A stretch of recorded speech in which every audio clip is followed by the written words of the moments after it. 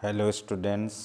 चलिए अब हम चैप्टर नंबर 20 सामाजिक विज्ञान कक्षा 10वीं चैप्टर का नाम है खाद्य सुरक्षा, उसके आगे के सवालों को हल करेंगे। इससे पहले हमने क्या देखा था, ऑब्जेक्टिव टाइप सवालों को हल किया था और उसको डीपली स्टडी किया था, गहराई से अध्ययन किया था।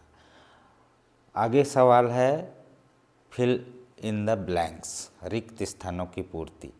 देखिए सवाल दिखने में छोटा है परंतु ये हर सवाल अपने आप में एक गहराई लेके आया रहता है और उसे आप कक्षा 10वीं के कक्षा को उत्तीर्ण करना है इस हिसाब से ना समझें। ये आपके लिए लाइफ टाइम 10वीं में जो भी पाठ्यक्रम है वो आपके लिए लाइफ टाइम यूजफुल होगा। आगे जाके प्रतियोगी परीक्षा कंपटीशन एग्ज़ाम में भी आपके लिए इम्पोर्टेंट होगा। चलिए खाली स्थान भरना है।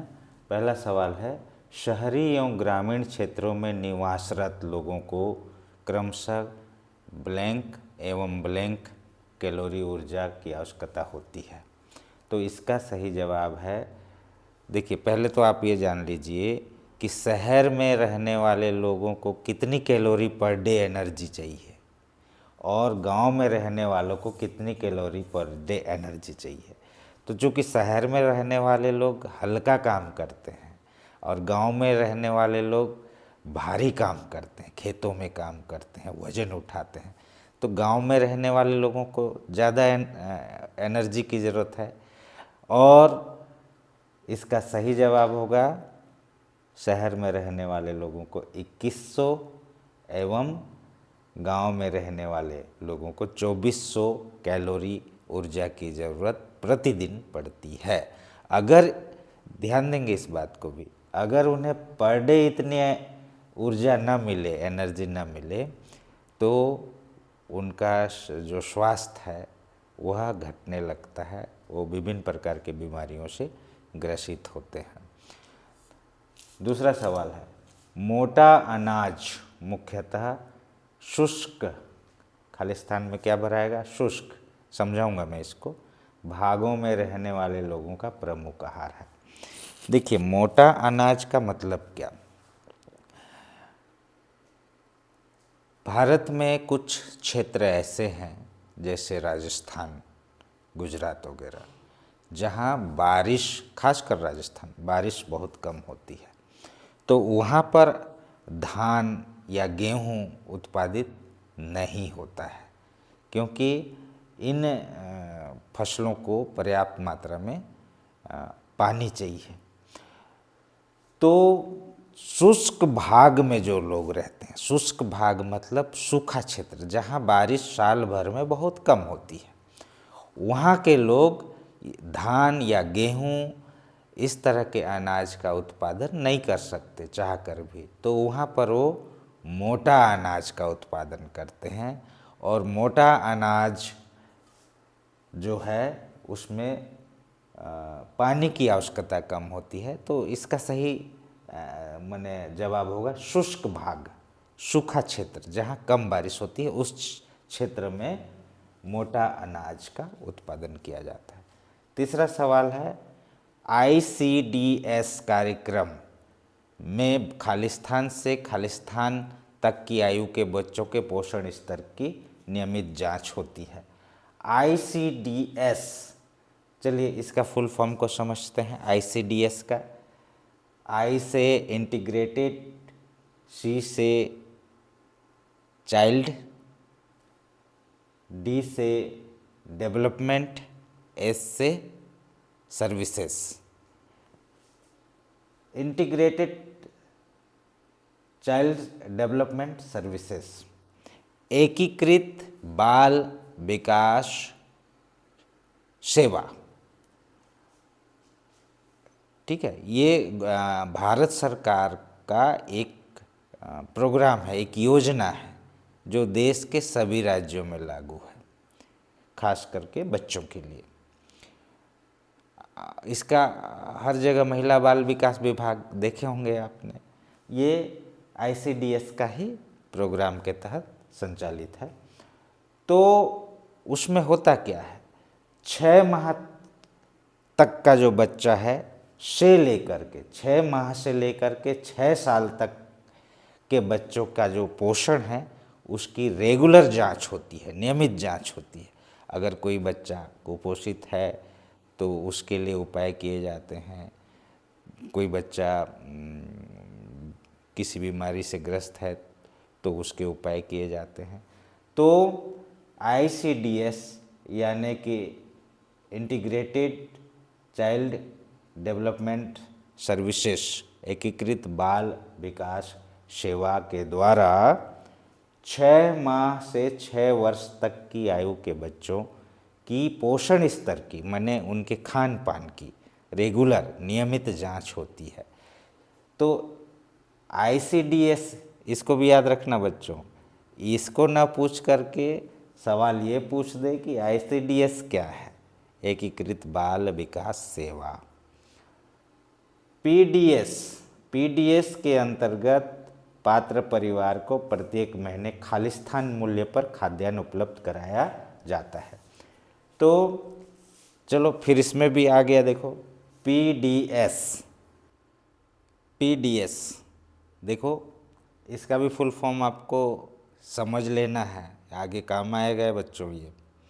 PDS पब्लिक डिस्ट्रीब्यूशन सिस्टम, सार्वजनिक वितरण प्रणाली। ये कहीं पर देखा सुना लग रहा होगा आपको, है ना। सार्वजनिक वितरण प्रणाली कहाँ पर लिखा रहता है? हर गांव में जहाँ पर चावल, शक्कर, गेहूँ, नमक जहाँ सरकार देती है, उस दुकान पे, उस सेंटर पे लिखा होता है सार्वजनिक वितरण प्रणाली। उसे अंग्रेजी में क्या कहेंगे? Public distribution system, PDS shortcut में, PDS। इस योजना के अंतर्गत जो पात्र परिवार हैं, जिनके पास राशन कार्ड है, पात्र परिवार का मतलब जिनके पास राशन कार्ड है, उन्हें हर महीने खाद्यान्न दिया जाता है। ये तो आप जानते हैं। किस कीमत पे दिया जाता है? रियायती कीमत पे। अब कुछ बच्चों के लिए ये नया शब्द होगा, भाई रियायती कीमत क्या है? तो रियायती कीमत मतलब होता है छूट कीमत या मूल्य घटा करके या सस्ते दामों पे। रियायत माने छूट, उर्दू का ये वर्ड है रियायत, ठीक है। तो PDS में छूट दे करके या कम कीमत पे खाद्यान्न पात्र परिवार को दिया जाता है, तो रियायत कीमत। जन्म से 6 माह तक के बच्चों के आहार के रूप में क्या देना चाहिए? शोध के अनुसार कोई भी बच्चा को 6 माह तक सिर्फ और सिर्फ माँ का दूध ही देना चाहिए और उसे किसी प्रकार से बाहरी फूड की ज़रूरत नहीं पड़ती है। अगला सवाल है बच्चों, मध्याह्न भोजन कार्यक्रम खालिस्तान एवं खालिस्तान विद्यालयों में चलाया जाता है। किन किन स्कूलों में मध्याह्न भोजन चलता है? आप 10वीं क्लास में पढ़ रहे हो, आपके स्कूल में मध्याह्न भोजन मिलता है क्या? नहीं। आप अगर सरकारी स्कूल में पढ़े हैं तो आपने किस कक्षा तक मध्याह्न भोजन खाया है बताओ? 8वीं कक्षा तक, ठीक है। तो प्राइमरी स्कूल में और मिडिल स्कूल में मध्याह्न भोजन चलाया जाता है। लेकिन हिंदी में प्राइमरी स्कूल को क्या बोलते हैं? प्राथमिक। मिडिल स्कूल को, एक्चुअली मिडिल स्कूल उसका नाम नहीं है, उसका नाम है उच्च प्राथमिक, ठीक है। तो मध्याह्न भोजन कार्यक्रम प्राथमिक यानी प्राइमरी स्कूल, उच्च प्राथमिक यानी मिडिल स्कूल के विद्यालयों में चलाया जाता है। सबसे ज़्यादा कुपोषित होने की संभावना खालिस्तान वर्ग में होती है। तो समाज में दो वर्ग होते हैं बच्चों, तीन वर्ग कह सकते हैं, निम्न वर्ग, मध्यम वर्ग और उच्च वर्ग। उच्च वर्ग किसे कहेंगे? जो बड़े बड़े उद्योगपति, धनी, करोड़पति लोग हैं, बिजनेसमैन लोग हैं,